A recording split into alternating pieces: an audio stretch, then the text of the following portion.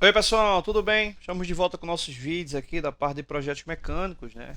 E hoje a gente vai iniciar uma série, né, referente à análise desse projeto didático aqui, né, o qual ele tem como referência ali de funcionamento, né, como um dispositivo, né, para alinhamento, né, verificação de alinhamento aí de elementos ou no caso aí especificamente também podendo trabalhar aí como um ciclo de rebarbador, né? Então você pode ter ali a montagem, exemplo de um tubo, né? Aqui nesse ponto, fixa lá o tubo ou qualquer outro elemento.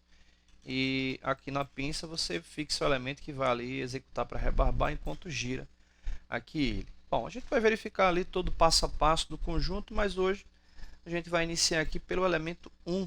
Né? A gente vai analisar aqui o elemento 1, que no caso é a base fixa aí desse conjunto. Né?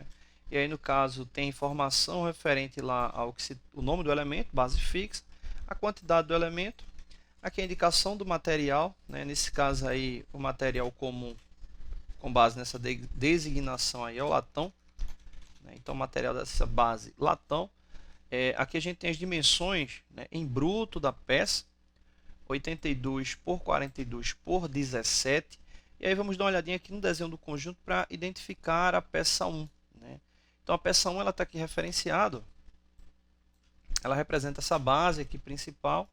Né? Logo a peça 1 é essa aqui, essa base aí do conjunto. E nesse caso, né, tomando como referência as medidas ali em bruto da peça, vamos primeiro verificar o quanto é que tem diferença ali para as medidas em bruto. Aqui está o desenho da peça 1, né, o comprimento final dela está aqui embaixo, 80 mais ou menos 5 centésimos. Né, a largura dela aqui indicado 40 e a espessura, né, a altura dela está aqui 15. Né, então ela vai ficar com 80 por 40 por 15. Então vamos dar uma olhadinha lá nas dimensões. Ó, vê que no caso aqui, 80 ele está com 82 milímetros a mais, 40, né, ele está com 2 milímetros a mais também, e no caso aqui o 17 também está com 2 milímetros a mais, já que os valores em bruto da peça, como a gente já verificou, vai ser 80 por 40 por 15. Né, são esses valores aí, levando em consideração a indicação aí em milímetros. Beleza, então vamos voltar lá para o desenho da peça 1. A peça 1 a nível de processo, né, a base dela, aí no caso, se remete de fato aí a processo de fabricação por meio de fresagem, né, ou um ciclo de fresagem, né, uma fresadora ferramenteira, ou centro de usinagem, né, também aí seria muito bem-vindo aí para execução. Haja visto algumas características da mesma. Né? Exemplo, ela tem esse oblongo aqui, esse elemento aqui que ele é vazado. Né? Então ele serve, inclusive esse oblongo, ele serve para o seguinte aqui, ó. Esse dispositivo aqui que vai servir lá para o alinhamento da peça, você pode girar ele, né? Ele está aqui nessa base e essa base aqui, deixa eu dar um zoom aqui, ó. Ela tem um pino e esse pino ele vai ser guiado ali no oblongo, ou seja, esse dispositivo aqui a gente consegue girar ele um pouco, né? Girar um pouco relativamente, na verdade ele vai girar de acordo aqui com a indicação do oblongo, né? Então, pelo que está aqui marcado, ele consegue girar ali 180 graus. E aí no caso para fazer esse oblongo, né, já que ele é vazado, aqui dá para verificar, né, a indicação dele aí de vazado,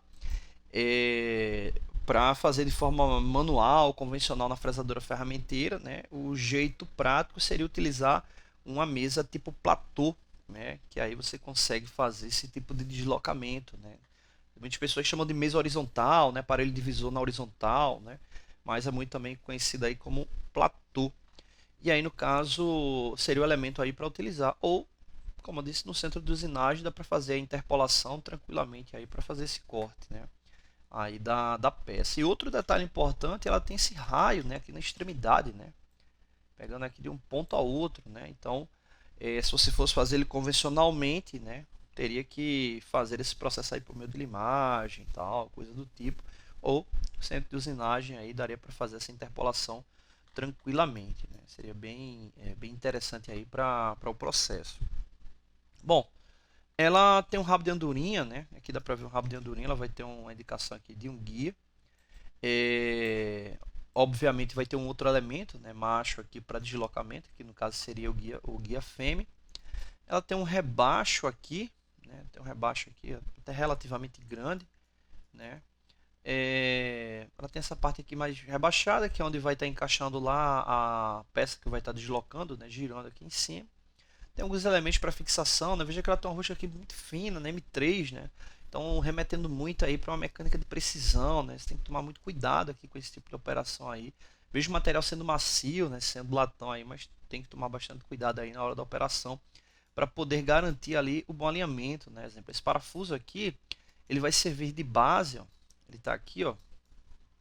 Ele vai servir de base para poder fazer o transporte desse elemento aqui, para ele poder posicionar ali, para poder rebarbar, né? Então, quando você gira, né, isso aqui, esse dispositivo ele aqui avança ou recua, né? Então, essa parte da fixação é importantíssima para poder garantir ali o bom deslocamento do conjunto mecânico.